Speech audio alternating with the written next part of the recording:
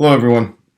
Welcome back to Sports Ethics and Social Justice. I'm Professor Robert Romano, and today we're going to focus our discussion on the topic of sports ethics. And why? The question is why?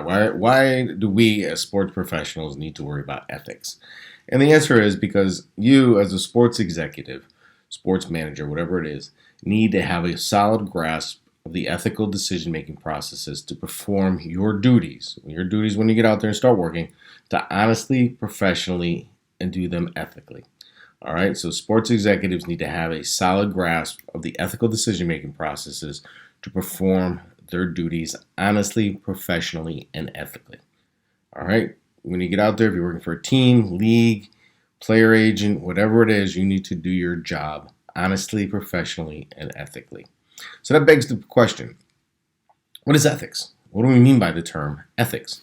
Take a second. I want you to take a second to think about it. What does ethics mean to you? All right. What have you learned over your course here at St. John's or in your life of what the term ethics means? Right? Because this is important. Ethics is a little bit different for each and every one of us. But the book's definition of ethics is moral principles that govern a person's behavior or the conducting of an activity. Okay, the moral principles that govern a person's behavior or the conducting of an activity. Basically, what is right and what is wrong. Okay, so deciding what is right and what is wrong. And for each person, that may be a little bit different. Okay, so what is ethics? Ethics it's a personal thing, but it's the moral principles that govern a person's behavior, how they decide what is right and what is wrong. Okay, so but if I ask you on the quiz, and you guys know this, when I ask on a quiz, how do you define ethics? Just put that down. Moral principles that govern a person's behavior or their conduct and deciding what is morally right and what is morally wrong. Sports ethics. You have to be concerned with all the players involved, or all the stakeholders involved, all the parties involved, right? So if you're a league, your ethics may be different than what the teams are. And you may be doing what's right or wrong for your team, but that may not be the best thing for the athlete. So you need to really think about these things and think about them through. Teams need to ethically pay their players well. I mean, they're performing a service on their behalf, so they need to compensate them. They also got to give them a good working environment. Leagues need to take care of their teams. If the team has a problem, if one of the player trades goes wrong, the team needs a new facilities, that kind of thing. But also involved, when you can think about all this sports ethic, it involves the fans, right? The fans. How do you treat the fans? Do you charge them overpriced tickets? You gouge them on beer? Do you gouge them on hot dogs? You try to give them the best experience when coming to the facility? All these things you need to think about in the realm of what it means to be ethic, in the realm of ethics. And sponsors too, right? Sponsors are another player in the sports industry. Sponsors. What may be ethical for the sponsors may not be ethical for the team. All right? A beer company wants to sponsor your team. Okay. They want to spend a lot of money to have that affiliation with your team. But is that ethically where you want to be as a team? Maybe depending on the team, right? If it's a little league team, maybe not. All right? But if it's a major league team, maybe yes. Okay, so these are kind of things you need to think about. Tobacco companies, same thing. Who they want to sponsor. Now, even in marijuana, cannabis companies, all these things that you need to think about if you want that to become part of your team, league, or as an athlete, part of you. Okay, and also the media. All right, so you need to think about what's right thing to do in the sport for the media also. All right, is putting the games on with nobody in the stands, is that ethical? I mean, I don't know. Will the media companies pay the money that they're paying for that platform without fans in the stadium? I don't know. I mean, it may be ethical, but it's something we as sports managers, sports executives need to think through. All right, sports ethics is concerned with what is the right thing to do in sports for all those involved, all those players, stakeholders, parties that we just mentioned, right? So you got to be concerned, what is the right thing to do for all of those in sports, for all of those parties involved? And I mean, on the field as well as off the field. Okay, so on the field, you need to act with, as a team player. You need to be a good sport. You need to shake hands.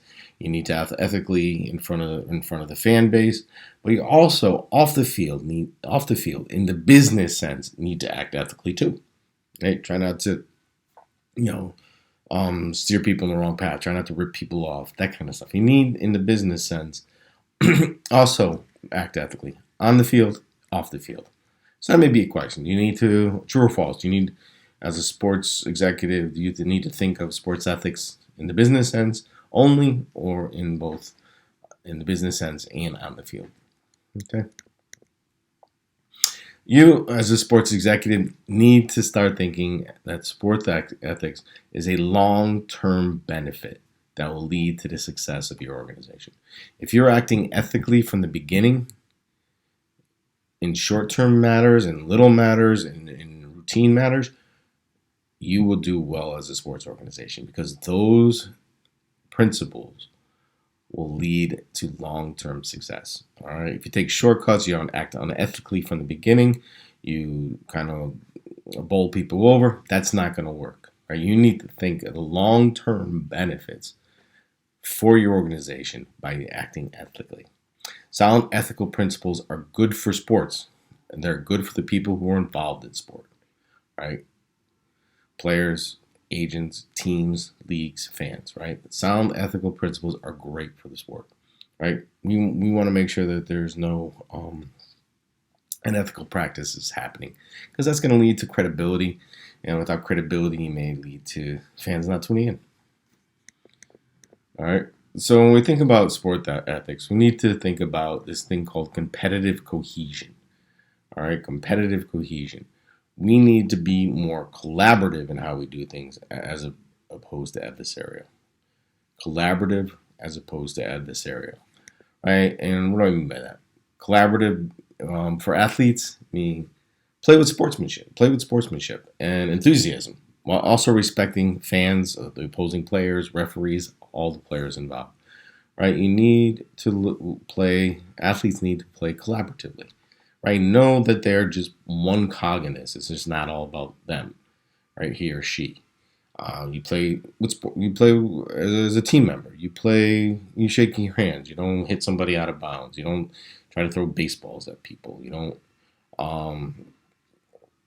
Whatever sport it is, you play with sportsmanship. You don't cheat. You don't dope. You don't do any of that stuff. Okay. You got to respect the game, respect the fans, respect the players, and those who are refereeing the games. All right, from this collaborative versus adversarial and this competitive cohesion, for fans, right? Think about it. How should fans act ethically? How are they working collaboratively instead of adversarially? Well, they need to respect the privacy of an athlete, right? You just need to do that as a fan. You of course you want to get everybody's autographs. You want to feel like you're part of the team, but the athlete has privacy also. They after the game, maybe if they lost, they always want to go home. They just want to spend time with their family, especially if it's a big game, it's a heartbreaking game. You need to respect that as a fan, but also appreciating the efforts of those athletes. Yeah, they're paid well, but they haven't been paid well their entire lives. So we need to appreciate all that time, all that effort that went into getting that athlete to that level. Okay, and for the leagues themselves, or the teams themselves, they need to be collaborative as opposed to adversarial. I mean, they need to pay fair compensation to their employees, right? To their athletes. They need to treat the fans well. They need to give a good experience to the fans when they come to the game.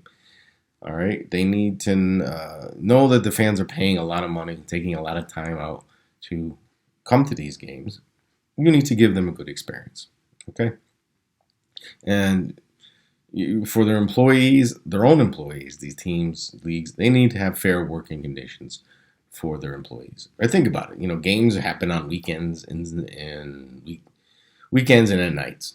That's tough for a lot of people, right? But getting into sport, you're going to have to work weekends. You're going to have to work nights because that's when we tune in to watch the games. So you need to understand that as an employer, that this is hard on people and maybe hard on their families. It's a little bit different than a 9 to 5 job. So you need to give them a fair working condition. I mean, when I was working for a stadium at one time, on game day, I'd be there for a 105 game. I'd be there 8:15 in the morning, and I wouldn't leave till sometimes midnight. I mean, that's a long day. So, you need to take care of your employees. Um, some case studies in the readings that I've posted. There's some case studies on ethics, right? The hand of God being the one that usually comes up first, right? This is where the ball hit the player's hand, the soccer player's hand, that went into the goal. I mean, what do you do? I mean, does the player, the athlete, have an ethical duty to say, listen, I hit the ball, the ball hit my hand, and that's not a good goal, right? Is that the right thing to do? I don't know. I mean, is winning the goal, or is being ethical and being honest the goal? I mean, in my interpretation, I think as an athlete, if you know it's a bad goal, if you know it's a bad score, if you know it's bad whatever, you may want to say something. If you caught the ball out of bounds or if something happened that wasn't within the rules, you may want to. I think the right thing to do would be to say, hey, no, this didn't work. But the player in this case didn't say anything. Later it came out. He said, yeah, I knew, hit my hand and went in. I didn't say anything. We won. Gaylord Perry, he was a player in the 70s and 80s. He's in the Hall of Fame. He's a pitcher. He used to do spitballs, and he used every substance he could find to put on these baseballs, right? Vaseline, hair gel, spit, anything that he can think of to put on the baseball to give it that spin, right? That was making it difficult for the batters to hit the ball. It was against the rules, right? You couldn't do it. Right? So is that ethical to do? He's in the Hall of Fame. I mean, so maybe he's thinking, well, listen, batter can't hit my stuff. It's not my problem. And if the team and leagues don't catch me, not my concern. Listen, I'm in the Hall of Fame. I made a lot of money over my career. Or, you know what? If you're using a substance, is a banned substance, maybe you shouldn't do it. Same thing with the players, I think, for the Denver Broncos who would, Vaseline up their shirts. So the offensive linemen would Vaseline up their shirts, so the defensive lineman couldn't get a hold of them. Well, it wasn't against the rules, but is that fair? Is that what the game's about? The same thing with the Stickum that used to be play. The Oakland Raiders back when they were in Oakland back in the 70s. The receivers put Stickum all over their bodies, right? Shirts, hands, pants, anything. So if the ball came to them, it would stick. I mean, eventually the NFL said no, you can't use it. But during a period of time where it wasn't against the rules, players used it. So be it, I guess, right? It's up to them It's up to you to think about these things. All right. Also playing to lose. Right, think about this ethically. Is it ethical to play to lose? Right, so you get a better draft pick. All right, if you can get in and get a better position in the draft ladder. So you tank the last game or the last couple games just to protect your overall draft position. I mean, I don't know. Is it ethical to get a better draft position so you have a better team? Or is it ethical to tank games at the end of the season? Right? These are things we need to think about. One issue that comes up a lot in sport ethics is this concept called cheating. But what is cheating? What is cheating? How do we define the term cheating? What is cheating? And for those who've had me in face-to-face classes, I'd be going around asking each and every one of you, how do you define the term cheating? So I want you to think about it. I mean, how do you define the concept, the term cheating? Right? Take a second, think about it. All right, and then for test purposes, we're gonna go over some of what cheating is. Right? Cheating is to deprive something of value by the use of deceit or fraud. Right? To deprive something of value. Well, what is something of value? Something valuable to you may not be valuable to me. Right? And by the use of deceit or fraud. It could be to influence or lead by deceit. All right? I'm influencing you. I'm tricking you. I'm leading you down a path that may not be true. All right, to elude or thwart by way of outwitting somebody. Right? Just because you're smarter than somebody, you outwit them. But what if you have inside knowledge, right, that they don't have? Maybe you have some inside information that they don't have. Is that really outwitting? No, I don't think so. But cheating may be to elude or thwart by outwitting someone, right? The practice of fraud or trickery, or to violate rules dishonestly. All right, so on the quiz, I may ask you, name 3 or 4, define the concept of cheating. And if you go over these, it's pretty much going to get the points. Um, some people in my class next time, this class would probably be worth how many points? 5, right? Cheating is to deprive of something of value, to influence or lead by deceit, to elude or thwart, to practice fraud or trickery, and to violate rules dishonestly. Okay, have those. Quiz time, put those down. Bam, 5 points. How about that? All right. Fairness is also a concept within the sports ethics realm. What is fair? Again, I'd be going around the room asking you, what is fair? What does fairness mean? I mean, is it fair? I grew up in a big family. There's 5 of us. Was it fair to divide the dessert in 5 slices and give it to each one of us? Or was it more fair to give the older ones, the bigger ones, a little bit more because little ones aren't going to eat it? What's fair? Right? Fairness is decent behavior, basically. It's to act decently. It's behavior that you would expect somebody to participate in. Right? You like when people act fair to you. We all do. If you go and get a fair deal on a car, you know it. If you feel like you get ripped off, it doesn't make you feel good, right? Right. So we like it when people treat us fairly. It's what we expect, right? You want me to treat you fairly when it comes to your final grades.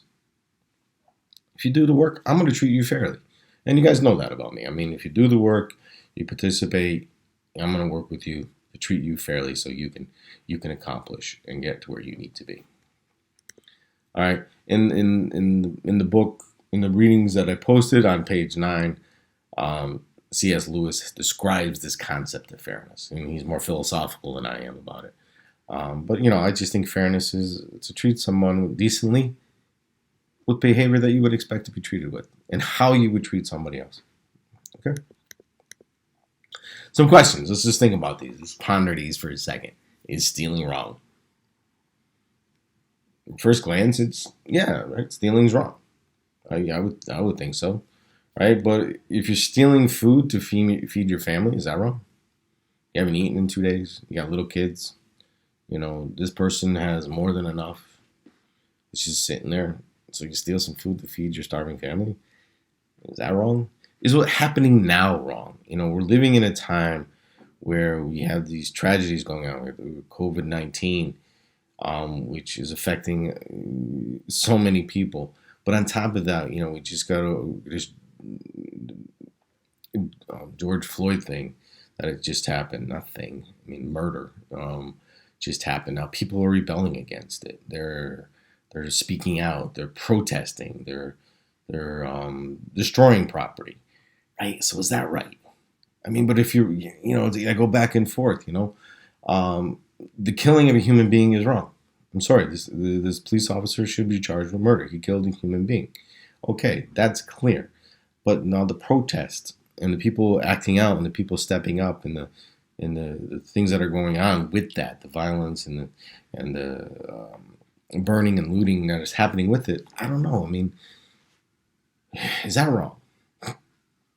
That's up for you to decide. But, if your voice isn't heard for so long and you've been oppressed for so long and nobody's listening to you, maybe you need to speak louder. And if this is the way you speak louder, maybe that's the way it is.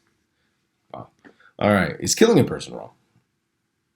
Wow. Just changing gears real quick. Is killing a person wrong?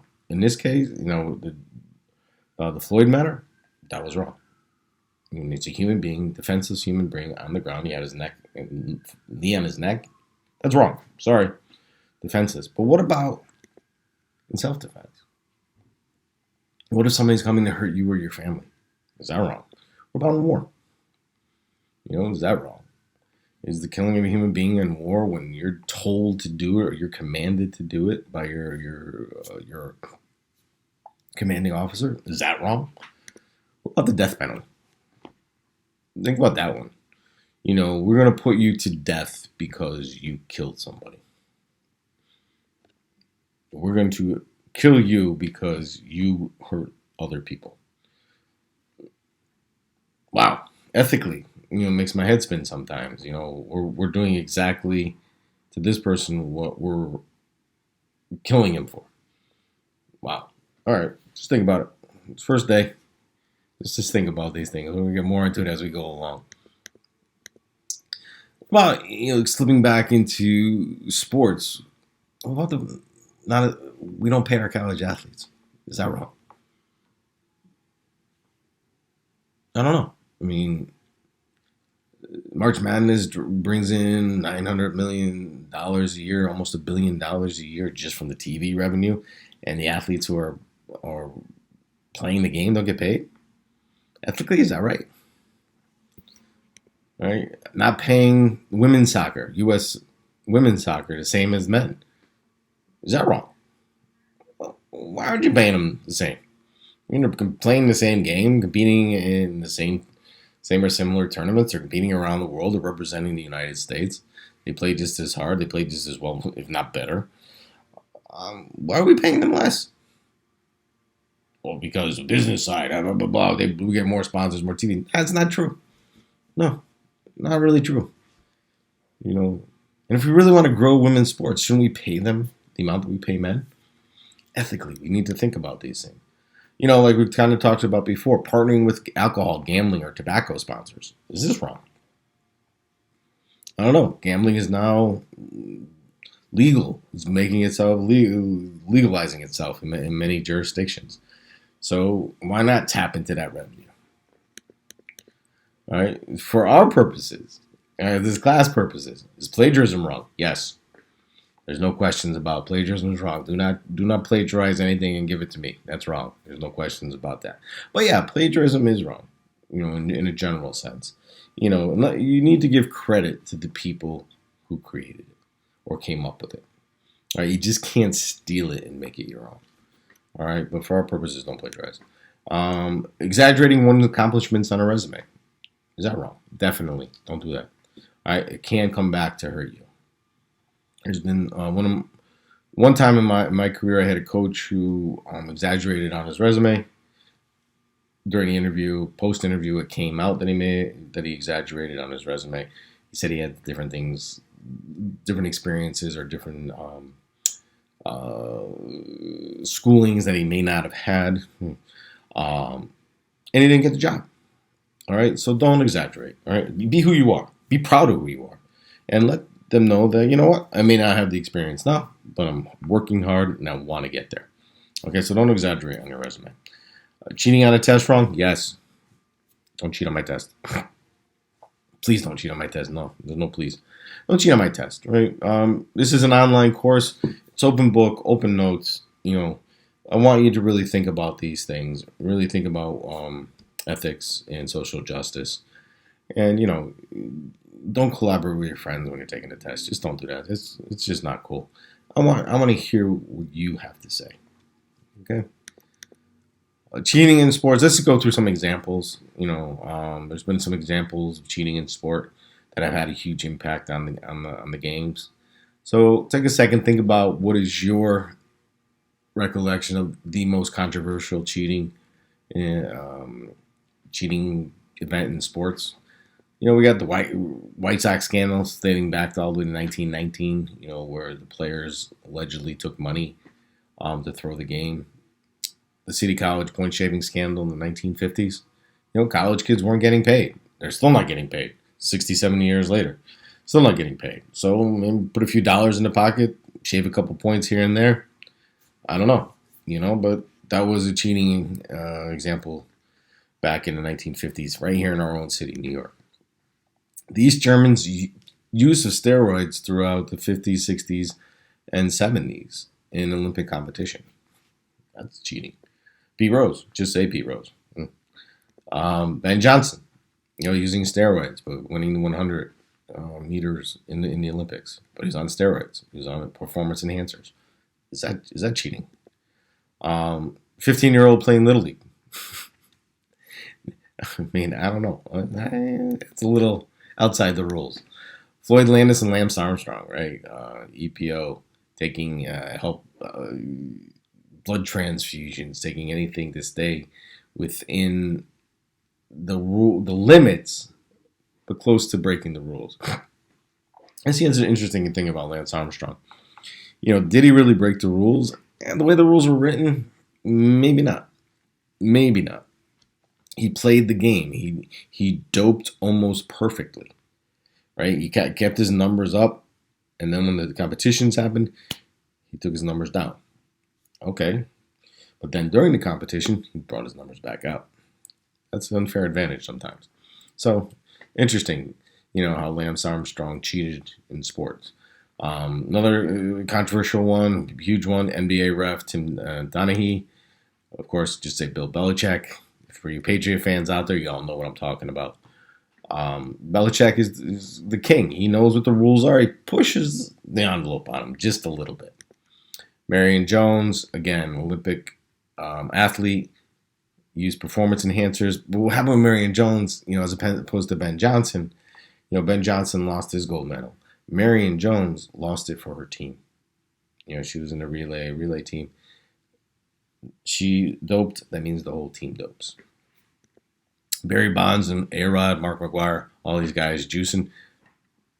Is that cheating? Should they be in the Hall of Fame? Oh, something to discuss, something to talk about. But why do these athletes cheat? What causes this cheating in sport? I mean, why?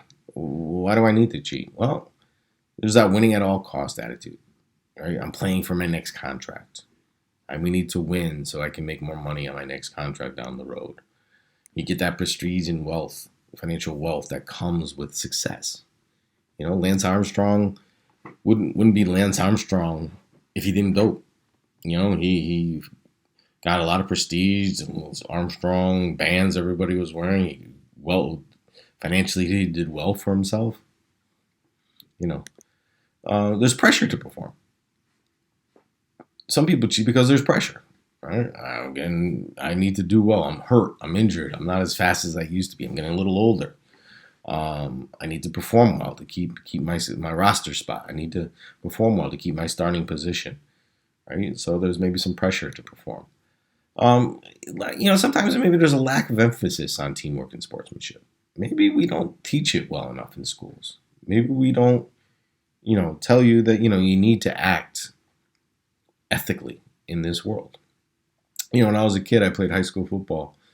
We played college football too, but in my high school, my coach was adamant about sportsmanship.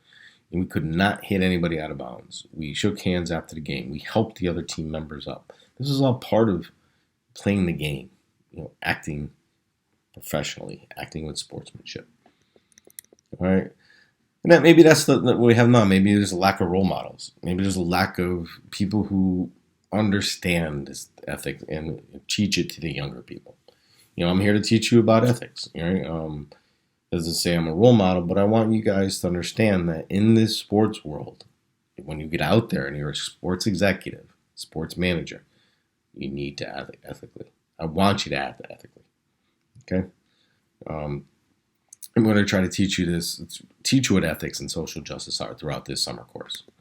All right. And I think sometimes, why people cheat, we're so commercial, right? There's that pressure, that commercial pressure, there's money to perform, right? Why are we unethical? Why don't we pay our college athletes? Well, because the commercialization says we don't have to, right? We're going to capitalize on their skills and put the money in our pockets. And there's a misplaced emphasis on the significance of sport in our society, right? Sports it's important, right? We want to be sports executives. It's important. But in the big realm of life, does it really matter that the Yankees beat the Red Sox again? Does it really matter that, the Dallas Cowboys are so terrible? No, just kidding. Maybe not. But does it really matter when a human being gets killed? Does it really matter when there's families who don't can't put food on their table.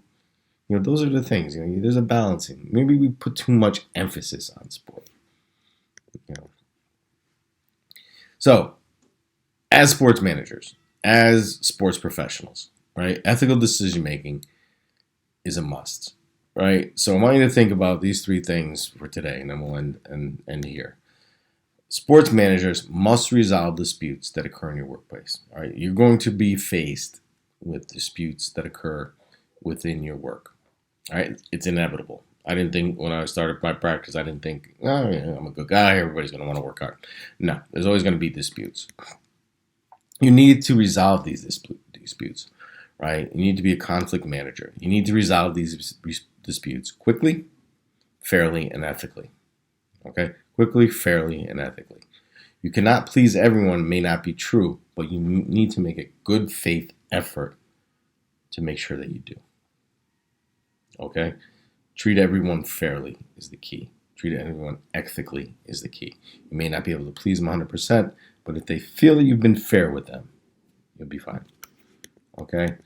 And in doing this, you need to understand that people have different points of view. People are going to come at you with two different versions of what happened, or two different ways of thinking, or two different backgrounds, or two different cultures, or two different histories, right? Everybody's going to be different. They're going to have a different point of view. You must understand that point of view.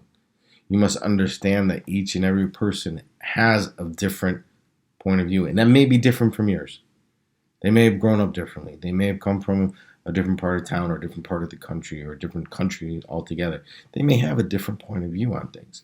So you really need to try to tap into that and think about, okay, I see where you're coming from. I get it. All right? And you cannot favor one person over another because that person's more like you. Right? That person's more like you. It's I see this a lot. When I was in the business, a lot of the guys who went to the same schools, who hung out at the same country club or whatever it was, they got most of the perks. They got most of the things. They got a lot of the favoritism. And if there was a complaint, people looked over it. No big deal. It's my buddy. It's my friend. It's my pal. No.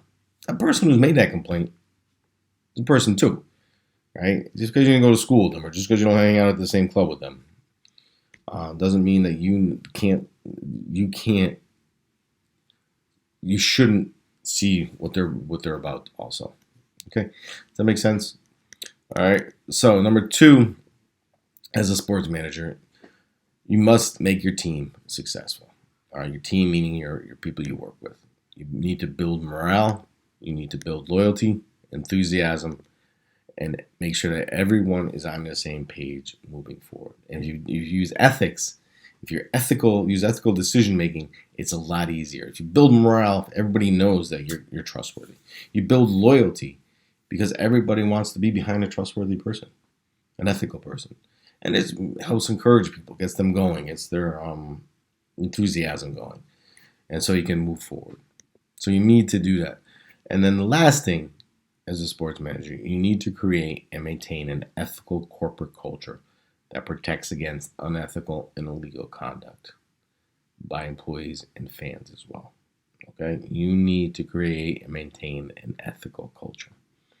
All right, that's going to be your task this semester, to come think about this concept of the ethics and how, when I get out there and I'm working in the world, in the business world, in the sports business world, that I am going to make sure that it's an ethical culture. Okay? This discussion is a little bit more about sports ethics. Part 2 is going to be a little bit more about the social justice aspects of things, but I just want to give you a brief overview of ethics, what ethics are, how you define the term ethics, how cheating plays into ethics, and how you as sports managers need to go out there and make ethical decisions. Okay, you need to make a team, you may need to keep an ethical corporate culture, and you need to get everyone moving forward and on the same path. All right, any questions, please always feel free to give me a call or text me or email me. What I want you to do is I want you to think about this little lecture today and come up with at least one question for the Friday class, for the Friday Zoom class. one thing I wasn't clear about, one thing that you wanted to follow up on, but take one question from today's lecture and we'll talk about it on Friday. Okay? Thank you. Have a good day.